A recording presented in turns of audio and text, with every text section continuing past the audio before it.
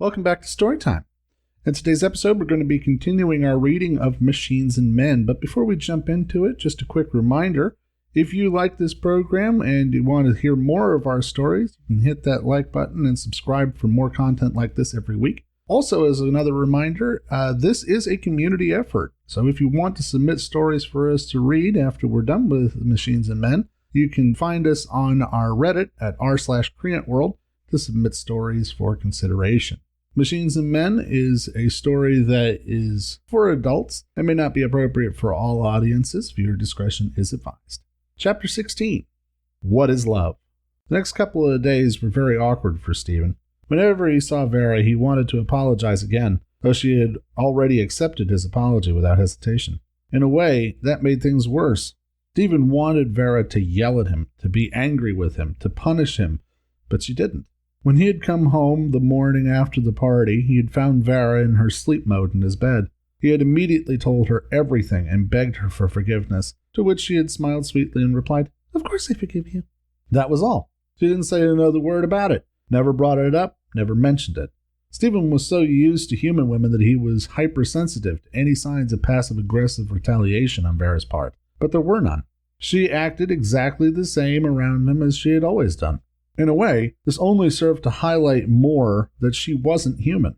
A human woman, even the most open-minded, wouldn't forgive and forget so quickly. No human being was really capable of such unswerving loyalty.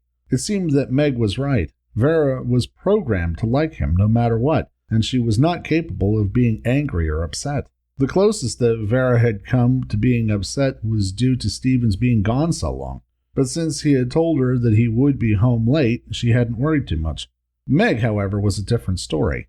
She slipped back into being shy and reclusive in a big way. When Stephen saw her at work and tried to engage her in conversation, she would answer in monosyllables and would always find some excuse to get away as quickly as possible. Stephen reflected that he had probably hurt her feelings by choosing Vera over her. He couldn't blame her for being upset. The truth was, Stephen found that the more Meg tried to run, the more he wanted to pursue her. It was true, he supposed, that old wives' saying, people really did want most what they couldn't have. Meanwhile, life with Vera was quickly becoming like life with a Stepford wife. Vera cooked and cleaned for him, learned everything he asked her to, and was completely devoted to him. Once Stephen thought that that was what he had wanted. But now he was living that dream. He found that it was not the case. His days took on a monotonous ponderousness. It felt like he was trying to walk uphill through deep snow. Something had to change, but Stephen wasn't sure how to change it. Once again, Stephen found himself craving the company of other humans. He left Vera home alone longer without explanation of where he was going or why. He knew it distressed her when he didn't come home at the right time, and in a perverse way, he began enjoying distressing her. Distress was an emotion, and even if it was only a result of her programming, it gave her the tiniest piece of humanity. Vera always forgave him without question, and without any thought to her own feelings, which really just made him want to hurt her more. He wished she'd stand up to him, take charge, tell him he was being an asshole, which he was, or at the very least stop throwing incredible sex at him whenever he asked. It shocked Stephen to find that he was actually missing the cold shoulder. Just once, he wanted to come home and have Vera tell him that she was on her period, had a headache, or wasn't in the mood. It would at least have added a little variety. She's like a housewife that's always in the mood, Stephen complained to Andy as they sat playing Call of Duty in Andy's apartment. You say that like it's a bad thing, Andy said, raising an eyebrow. It is, Stephen replied with vehemence. She's driving me nuts with all her cheerful acceptance. I could probably kill somebody and she'd love me anyway. She has absolutely no morals, no ethics, no drive. She's just like a robot, just sitting there doing what she's asked without question. Well, she is a robot, Andy pointed out. I know, and that's the problem. I can pretend all I like that she's a real girl, but she's always going to be a robot. She's not my girlfriend. She's my robot friend. I want a girlfriend, a real girlfriend. Well, shit, man. If you don't want her, I'll take her, Andy said with a chuckle. I can stand some loving. Stephen turned and looked at Andy earnestly. Are you serious? Do you really want her? He asked intently. Sure, why not? I mean, do you know how long it's been since I've had a girlfriend? It's been like 5 years. That's not so much a dry spell as like a dry epoch, man. Andy said with a laugh. No, I'm serious. Do you really want her? Because I was thinking the same thing at first, but it turns out when you get her, she's entirely unlike anything you expect. She's like a housewife/pet, really. I already have a pet, Andy said, stroking Apollo behind the ears. So I think having a robot wouldn't be too tough. Where would you put her? Stephen asked, looking around the small apartment. Well, unlike you, I'd probably set her some work to do so she wouldn't be home all day, Andy said dismissively, his eyes on the screen. Stephen frowned and hit the pause on his controller. I'm serious, man, he said again. If you want her, I'll give her to you, but you have to really mean it. Andy considered this for a moment. He didn't like the idea of Stephen giving Vera to him, but he didn't mind the idea of having a robot around either. For his own part, Andy liked Vera. He thought she was charming and her sweetness was refreshing. He didn't make any illusions about what he was getting into, though. Taking in Vera would be very similar to adopting a pet. A humanoid pet, to be sure, but a pet nonetheless. Andy's family had always adopted pets, though. When he was a kid, he was always bringing home animals that he had found hurt or abandoned, nurse back to health and take care of. Andy's parents ran an animal shelter, so it became a sort of conditioned response for him to take care of strays. That was how he had met Apollo, after all. The cat had been trapped on a roof, abandoned by his previous owners and left to starve. He had taken the cat in, fed him, and today they were inseparable. He had regard for animals, so why not robots? I'll take her in for a while if you want, Andy said slowly. But Steve, I don't like the idea of you giving away a person. I know she's not really a person, but that doesn't mean she doesn't have rights. You sound like one of those protesters on the news, Stephen said with a snort. Who says robots don't deserve rights? Andy replied with raised eyebrows. We have rights for animals, we have rights for plants, hell, even bacteria have activists, so why not robots? I'm not saying they deserve equal rights as people per se, but you've got to admit they are more than just machines. Stephen thought about it for a moment. Why not robots? He supposed it was because of the stigmatic idea that robots weren't alive. Well, he had found out from Vera they weren't alive. Robots mimicked life very well, but they were definitely not alive. They had no soul, no spark, no instincts or personality. At the same time, a robot like Vera could learn and change over time, if trained to do so.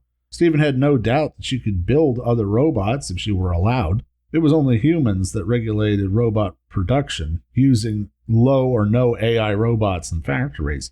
But if they were allowed to, robots certainly had the capacity to self-reproduce. According to traditional definitions, a living thing must be able to take in and use energy, grow and change over time, reproduce itself without outside help, and respond to its environment. By that definition, robots could be considered alive as they could do all of those things. They just weren't allowed to do them. It was an argument that was the cornerstone of the debate on robot rights. In fact, many scientists wanted to establish a new philological kingdom for robots, though it was unlikely they would ever be able to push it through. I'll bring her over Friday before I go to work, Stephen said finally, and we can move her stuff a little at a time. It'll give her time to adjust. Andy agreed, though secretly he was thinking that it might not be as easy as that. Vera was programmed to love Stephen. Being without him might be difficult to get used to, and he wasn't sure how the separation would affect her. Andy remembered the three-legged dog named Sam his family had rescued when he was young. Sam's owner had been vicious and cruel, and had abused him mercilessly. When Andy and his parents had found Sam, the dog was nearly dead, half-starved and abandoned. It took them the better part of a year to fix Sam up, and the first thing the dog had done when he was able to was to escape and go looking for his old master. Andy's family found Sam dead on the side of the road not long after. He'd been hit by a car trying to cross the road to the house he had been found at. There were many types of love out there, but Andy knew how powerful unconditional love could be. In a way, animals acting on instinct and not rational thoughts had the right idea. Andy felt that humans tended to overcomplicate things. To them, love was a complicated and usually expensive emotion that made them do insane things. People bought their loved ones gifts, wrote them poetry, and tried everything they could think of to make the other person love them too, which usually ended in them fucking the situation up and driving the other person away. It was a fine line to walk between being concerned about a person's well-being and being considered nosy, between being loving and being clingy. Andy viewed love as a gift. Once given, it should be received with grace and gratitude. But no one should ever be made to feel that love must be earned or worse, bought. To him, love among people should always be like the love between pets and their owners, a symbiosis, beneficial to both and harmful to neither. Andy wasn't sure how Vera would react to the change and became more anxious about it as the week wore on. Friday morning, Stephen and Vera arrived. Vera had a small duffel bag of clothes, and Andy could see at once that she was distressed. Her eyes had a faint lost look, and her greeting was distant and flat, as though she was racking her brain trying to think of something. Stephen didn't say much. He asked Vera to stay and do what Andy asked, and then left before she could ask him anything. When Stephen was gone, Vera sat down on the shoe bench in the vestibule and remained there quietly. She didn't look sad, per se, just lost and confused. Andy couldn't help feeling sorry for her. This change must be difficult to grasp. "Hey, Vera," Andy said commiseratingly as he sat down next to her. "How you doing?" I'm very confused," Vera said, her eyes still a mile away. "I know," Andy said with a grimace. "Do you want to talk about it?" "Stephen is angry with me," Vera said in a flat voice. "I don't know why. I was doing everything he asked me to. I thought he was happy. I just don't know what went wrong." "There's not anything you did or didn't do. Steve's just very confused right now. He doesn't know what he wants. Just give him some time." "Oh," Vera said in an unconvinced tone. "I just don't want to hurt him, you know." "I know. Don't worry," Andy said, giving her shoulder a squeeze. "It's going to be okay." Thank you for watching. If you enjoyed that episode, go ahead and hit that like button. And for more episodes like this, go ahead and subscribe for more videos every week. Until next time, see you later.